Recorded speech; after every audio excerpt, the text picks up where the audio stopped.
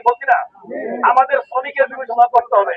আমি যখন নামছি অনেক শ্রমিক ভাই কিন্তু আমার বলছেন ভাই আজকের মধ্যে এটা শেষ করে দিয়ে, তার মানে কালকে পরশু 7 দিন যদি আন্দোলন লম্বা হয়, আমরা অনেকে 7 দিন বন্ধ, 10 দিন, 15 দিন বন্ধ থাকতে পারবো, জেলেও যেতে পারবো, কোনো সমস্যা নেই, মামলাও খাইতে পারবো, 13 ধারায় বন্ধ হলে এটা আমরা মানতে পারবো, আমরাও থাকবো। কিন্তু সবাই কিন্তু ভাই এটা পারবে না, সব বিবেচনা করতে হবে। আমার 5টা ভাই একরকম না, সব ভাই কিন্তু একরকম না।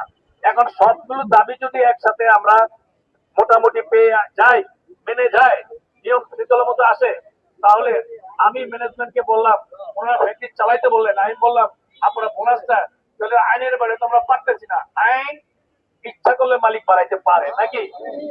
এখন যেহেতু আইনে স্পষ্ট নাই, যেহেতু আবির ফ্যাশন আছে 65%, আমি বললাম তাহলে আমাদের 70% করে দেন, তাহলে তো আমাদের একটা ই লাগে, আমরা কিছু একটা পাইলাম নাকি?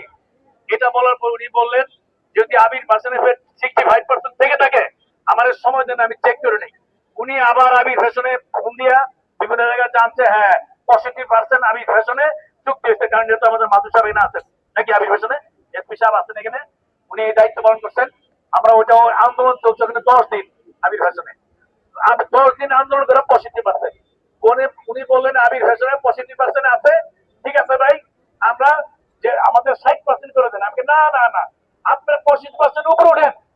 এই কথা টেলিফোনে বলার পরে উনি বললো যে ভাই সমাধানের ব্যবস্থা করেন, শ্রমিক কাজ করুন, মালিকরে আপনারা বুঝাইন, ঈদের আগে বুঝাইন। আমি বোঝানোর